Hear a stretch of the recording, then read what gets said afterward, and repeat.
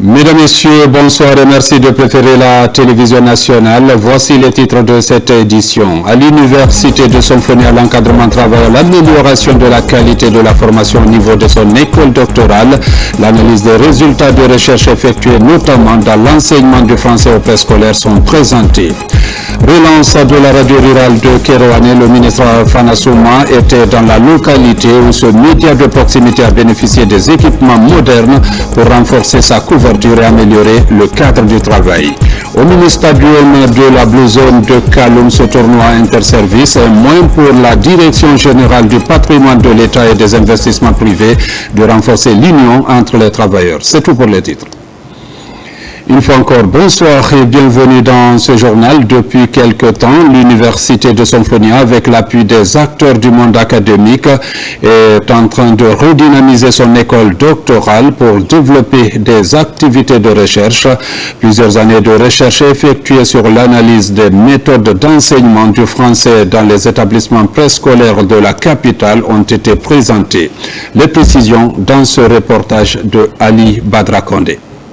L'Université de Somphonia dans la dynamique de la promotion de la recherche scientifique. Depuis quelque temps, l'école doctorale est redynamisée avec des acteurs du monde académique pour développer des activités de recherche. Ici, par exemple, une présentation de plusieurs années de recherche sur l'analyse des méthodes d'enseignement du français dans les établissements du préscolaire dans un contexte multilinguistique.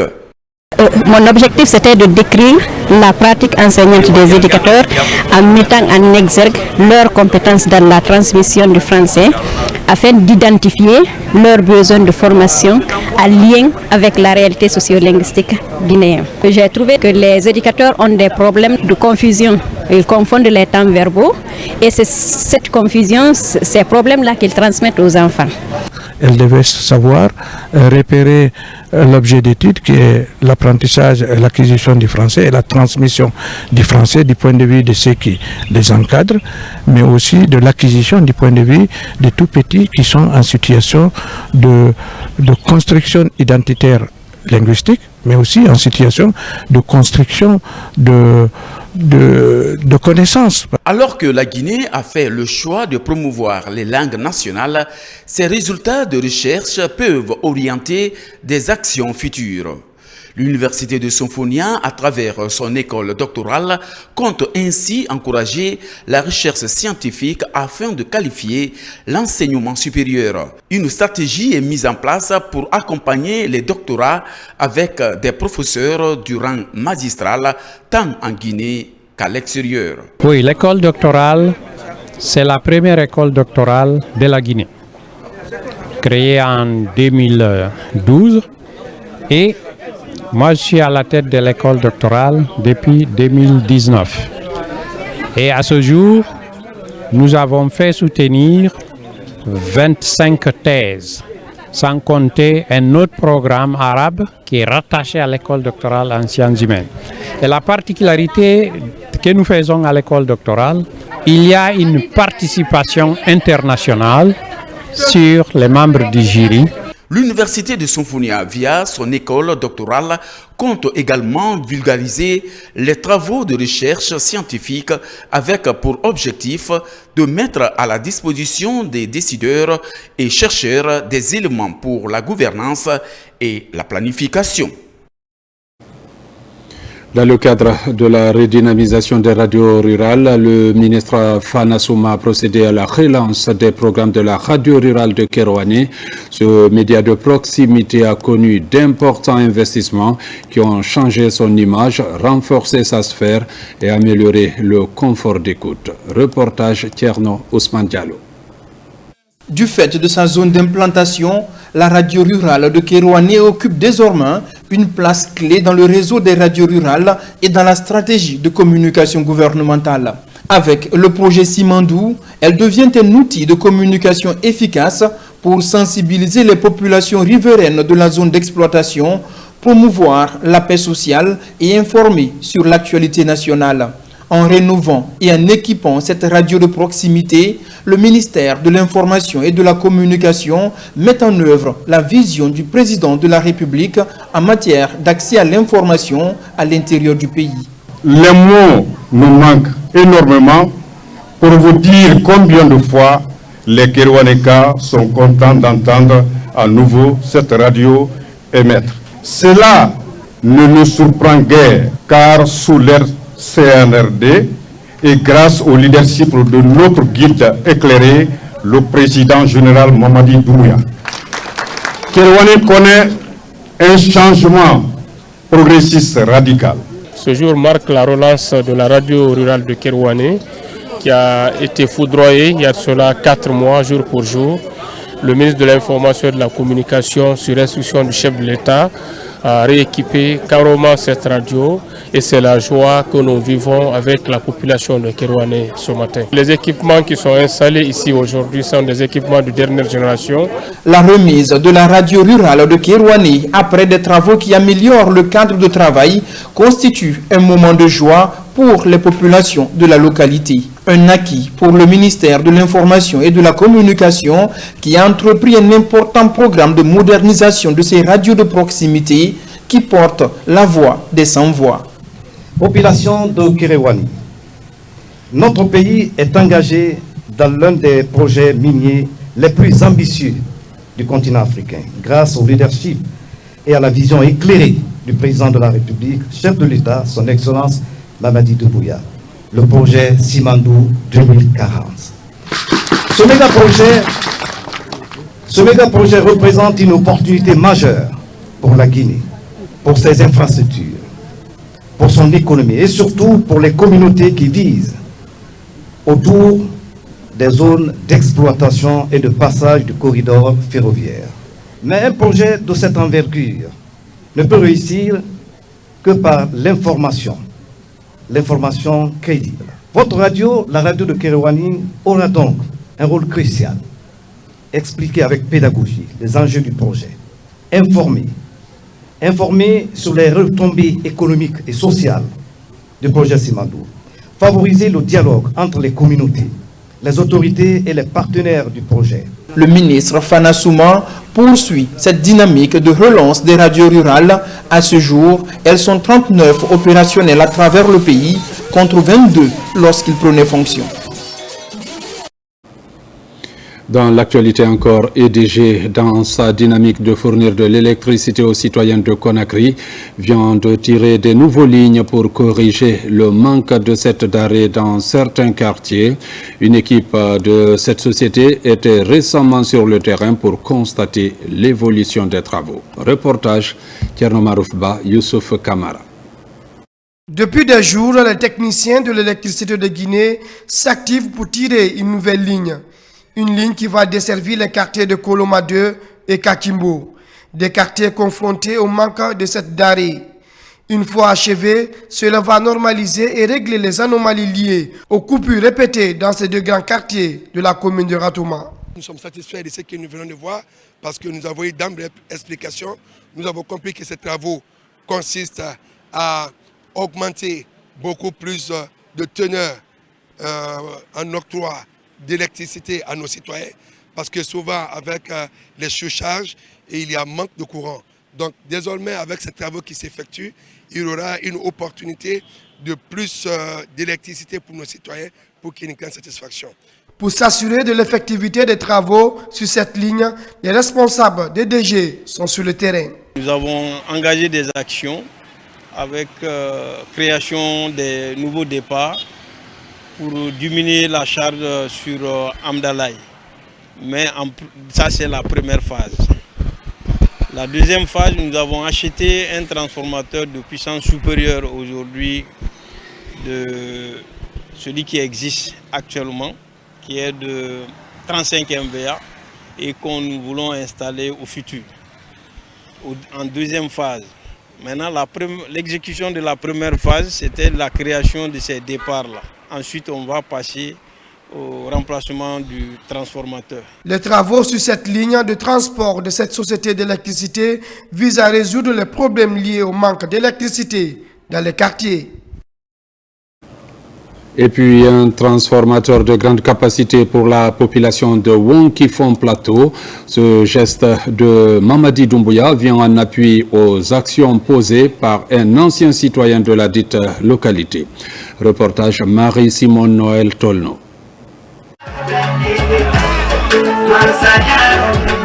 Ici, à Wonkifon Plateau, c'est une population en liesse pour réceptionner ce don de transformateur. C'est un geste du président de la République. Avec une capacité de fourniture de 160 kVA, cet appareil électrique permettra de desservir cette localité en électricité, une zone qui est restée longtemps dans les obscurités. Depuis 2015, nous sommes dans cette affaire de transformateur. Je suis en ville, je pense à ma population qui souffrait de problèmes de courant.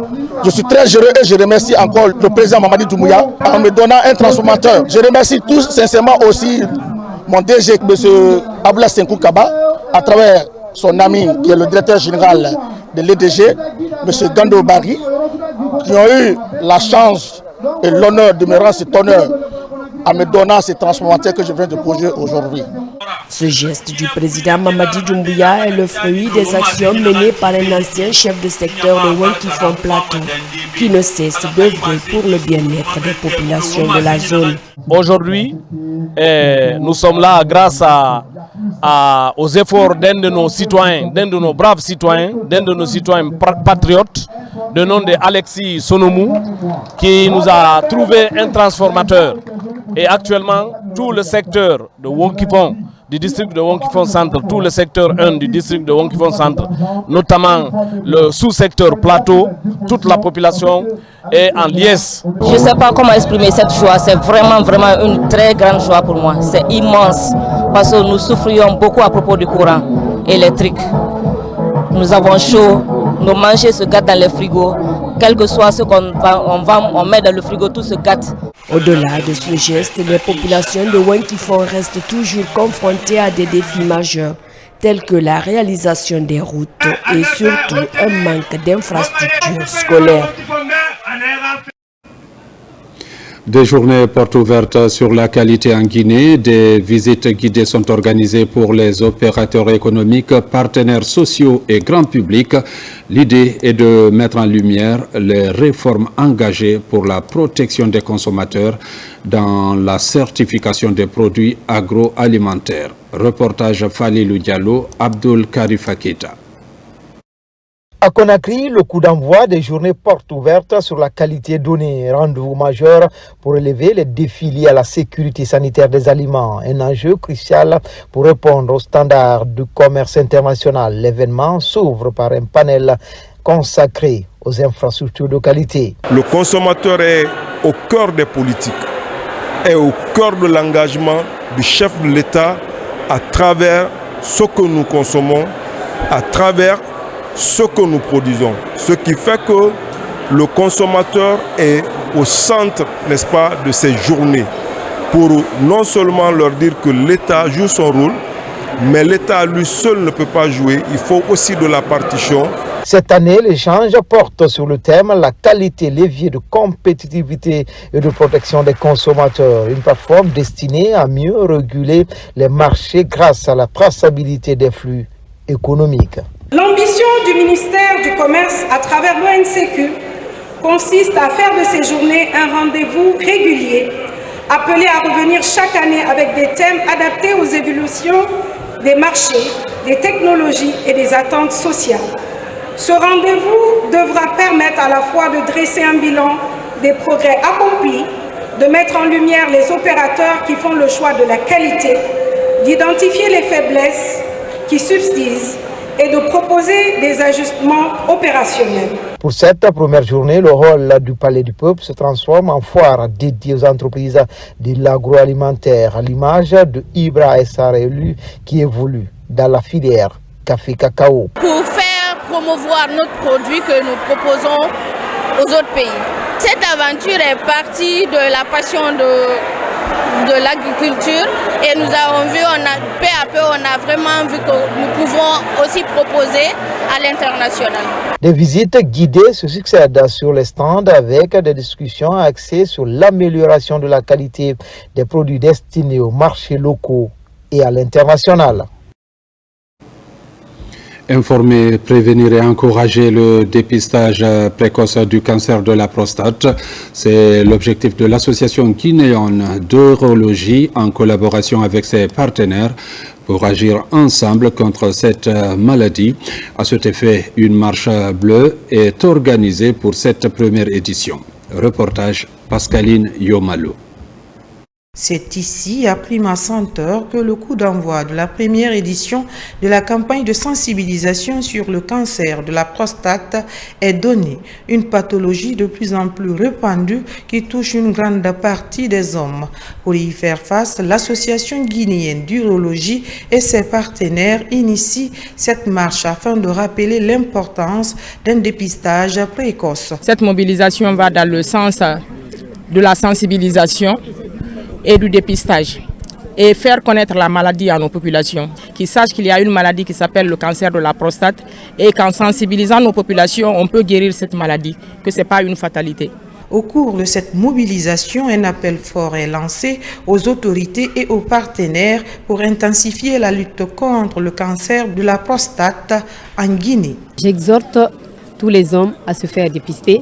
C'est les plaidoyers, comme toujours, qu'on fait à l'endroit des membres du gouvernement et également les institutions qui nous accompagnent. Sans les moyens, sans les ressources, on ne peut pas arriver aux objectifs. Et l'objectif, c'est quoi? C'est de vaincre la maladie. Toujours dans le cadre de cette campagne, les participants se disent satisfaits et s'engagent à relayer le message auprès de leurs proches pour encourager le dépistage. C'est une forme pour nous de sensibiliser la population par rapport à une maladie silencieuse qui guette les hommes. Donc pour éradiquer cela, il faut inviter les gens, il faut sensibiliser les gens à sortir de leur confort pour aller vers des structures spécialisées pour qu'ils se fassent détecter très tôt. Au jour d'aujourd'hui, nous sommes très fiers et nous invitons les citoyens de la commune de Ratoma de façon particulière et l'ensemble de la population de Conakry en général de consacrer au moins un jour dans la semaine à faire du sport, particulièrement à faire la marche. Une initiative porteuse d'espoir qui ambitionne de renforcer la prévention et de contribuer à une population en meilleure santé. Renforcement de capacité des acteurs locaux de la commune rurale de Tanene à la sauvegarde et à la protection de l'écosystème, lancé dans le cadre du projet de sauvegarde participative des aires du patrimoine autochtone et communautaire de la préfecture de Dubreka. L'objectif principal est de sensibiliser les communautés sur la nécessité de préserver et de protéger l'environnement de plus en plus menacé par les agressions humaines. Compte rendu, Kerfala Presse Camara. Comment prévenir, sauvegarder et protéger l'environnement contre les menaces, la dégradation et la pollution? Ce sont là les préoccupations majeures débattues par les acteurs locaux, autorités préfectorales, sous-préfectorales et communales de Tanene. À travers cet atelier de formation et de sensibilisation, les participants ont discuté des enjeux liés à la conservation de la nature. L'implication de ces responsables locaux permet la conservation et l'entretien de ce qui existe. Sauvegarder encore l'écosystème en place. Selon les organisateurs, cette initiative menée par l'ONG Développement pour tous, avec l'appui de BirdLife International, permettra aux populations de Dubreka et particulièrement celles de Tanene de mieux comprendre l'importance de la sauvegarde et de la protection de l'écosystème en Guinée. Il s'agit également de renforcer leurs capacités afin qu'elles deviennent des actrices clés dans la lutte contre la dégradation de l'environnement. Nous avons décidé de venir à la base, former, sensibiliser nos populations riveraines qui mettent beaucoup de pression sur l'environnement. Le projet ne se limite pas juste à la sensibilisation et la formation. Ce projet a d'autres volets. Nous avons un volet de reboisement, aussi distribuer des foyers améliorés dans 120 ménages dans la commune rurale de Tanene. C'est un projet de l'ONG DPT qui a bénéficié d'un appui de BirdLife International qui consiste à réunir l'ensemble des acteurs de la commune rurale, y compris les autorités, pour permettre d'échanger sur les différentes stratégies de gestion des aires protégées au niveau de la commune rurale de Tanene. Cette formation des populations riveraines de Tanene, axée sur les causes et les conséquences de la dégradation de l'environnement, s'inscrit dans un programme de 12 mois qui couvrira l'ensemble du territoire national. À Tanene, les bénéficiaires suivront 2 jours de formation intensive durant lesquels ils seront outillés sur les notions essentielles liées à la protection de la nature. Dans son engagement à participer à l'autonomisation des femmes et réduire le chômage des jeunes, l'ONG CEDAR vient de remettre des attestations de fin de formation en saponification et en transformation des produits locaux à une trentaine de femmes des communes de Dixine et Ratoma. Reportage Amadou Touré. Offrir une nouvelle chance aux jeunes sur le marché de l'emploi à travers l'apprentissage des métiers et le soutien des initiatives de création de valeur ajoutée à travers la transformation des produits locaux est le but de l'ONG CEDAR, une structure de jeunes engagée à aider les diplômés sans emploi et les femmes à travers la saponification, la teinture, la manufacture et autres. Cette structure, nous l'avons créée notamment pour aider les femmes et les jeunes, afin de les former et pour les envoyer sur le marché de l'emploi, et une façon aussi pour nous de créer de l'emploi afin qu'ils puissent subvenir à leurs besoins. C'est une ONG qui est là pour assister, mais aussi les personnes vulnérables, faire des projets, faire des sensibilisations. C'est une ONG également qui évolue dans le cadre de l'assainissement et de la formation. Au-delà de cet objectif, l'ONG CEDAR vise également à lutter contre la pauvreté à travers un accès facile à l'éducation, à la santé pour tous et la protection de l'environnement. Je souhaite que nous soyons soutenus par le gouvernement même, par le gouvernement des bonnes volontés, pour que nous puissions former des gens, comme ce qu'on a commencé, former des gens, former des cadres guinéens. Vraiment, c'est ce qui est à la base de tout. Ce groupe a été créé par 6 personnes, aujourd'hui qui est à 100 et quelques personnes. Et nous souhaitons que ça aille de l'avant pour qu'on ait des milliers et des milliers de personnes. Pour ça, on appelle tous les Guinéens de venir nous soutenir, de venir adhérer à CEDAR. Cette cérémonie de lancement officiel des activités de la Coalition pour la défense des acquis de la République CEDAR a aussi été une occasion pour les responsables de la structure de procéder à la remise des diplômes de formation à la première promotion formée en saponification, transformation des produits locaux, techniques de création de l'emploi et leadership transformationnel. À Conakry, le centre culturel franco-guinéen CCFG a réuni samedi un large public autour de la littérature. Lecteurs passionnés et professionnels du livre se retrouvent pour découvrir une nouvelle œuvre et échanger directement avec son auteur. Reportage Marie Koumba-Sovogui, Sona Sagnon. La plume de mon père est un ouvrage profond et inspirant qui interroge le leadership, la famille et les richesses intérieures. À travers cette œuvre, l'auteur propose un voyage intime et universel destiné à toucher toutes les couches sociales et à susciter une réflexion sur les valeurs qui façonnent nos vies. Nous sommes convaincus aux éditions L'Harmattan que l'écriture de ces petites histoires familiales au niveau de nos communautés pourrait constituer l'écriture d'un récit national très fort.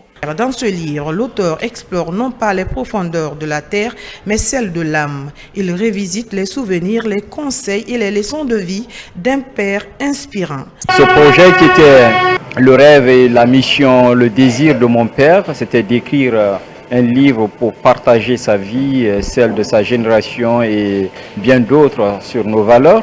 Mais s'il n'a pas eu alors le temps de le réaliser, mais sachant, moi, en tant que son fils, l'ayant côtoyé, je connaissais ce qu'il voudrait et de quoi il voudrait parler. Parce que quand il dit qu'il voudrait parler de sa vie, de sa génération, voilà, donc en quelque sorte déjà cette volonté qu'il avait, je pense que c'était pour moi un devoir de poursuivre cette œuvre. Une séance de dédicace qui rassemble un public varié et enthousiaste, lecteurs, collaborateurs, responsables de l'Harmattan Guinée et familles saluent l'occasion de découvrir cette nouvelle parution. Réellement, je suis fière que les livres que mon fils a fait sortir, je ne pensais pas s'il devait parler de moi. Je suis content. Ce qu'il a prononcé, j'ai tout fait. J'ai vendu la galette, j'ai grillé la patate. Quand il quitte à l'école, il vient, je lui donne patate, je mets dans l'assiette, il mange. Une rencontre réussie entre l'auteur et son public pour célébrer la passion du livre et la force des mots depuis le centre culturel franco-guinéen de Conakry. Sport, ils viennent du service technique des ressources humaines, de la logistique ou encore du marketing de la Direction générale du patrimoine de l'État et des investissements privés pour célébrer l'harmonie autour du football. Vous allez le voir, plus de titres, plus de hiérarchie, uniquement l'envie de jouer, de se dépasser et de se découvrir différemment. Reportage Moussa Komara. Dans ce mini-stadium de la Blue Zone de Kaloum, c'est le coup d'envoi de la première édition du tournoi Interservice. Une initiative portée par la Direction générale du patrimoine de l'État et des investissements privés. Le sport, vous savez, c'est un trait d'union entre les différents services. Une manière pour nous, sous l'initiative du directeur général que je salue de passage, de raffermir nos liens professionnels, mais aussi nos liens fraternels. Parce que, comme on dit, c'est une équipe qui gagne, mais aussi cette équipe doit être soudée pour regarder dans la même direction. Ce match d'ouverture oppose l'équipe de la Direction générale habillée en blanc à celle de ses services déconcentrés de Dubrika et Kalbélé. Loin d'un gala symbolique, les joueurs ont livré un spectacle digne d'un tournoi de haut niveau, rappelant que l'engagement professionnel peut s'exprimer sur un terrain de foot. C'est l'esprit sportif qui doit prédominer. Et c'est d'ailleurs que je recommande vivement à mes coéquipiers, aux autres équipes aussi des autres services déconcentrés, pour qu'on puisse, cet esprit d'équipe que nous sommes en train de développer ici, pour qu'on puisse l'exporter au niveau de nos différents services. Dans ce match plein d'agressivité, de combativité, l'équipe de la Direction générale impose son rythme, son pressing, sa volonté, son mouvement. Elle prend le dessus sur son adversaire. Score final, 3-2. Oui, c'est un sentiment de joie pour moi. Et à partir du moment où, dès l'entame du tournoi, j'ai fait un doublé, j'ai marqué 2 buts. Donc déjà, je peux dire que le tournoi débute bien chez moi. Un champion doit être toujours prêt à gagner. Mais aujourd'hui, cela n'est pas le cas. On nous a battus. Mais c'est pas grave aussi, comme c'est nos directeurs qui nous ont battus, c'est pas aussi mal. Cette compétition à élimination directe mobilise 8 équipes venues des 15 communes du Grand Conakry. Pas de date officielle pour la finale.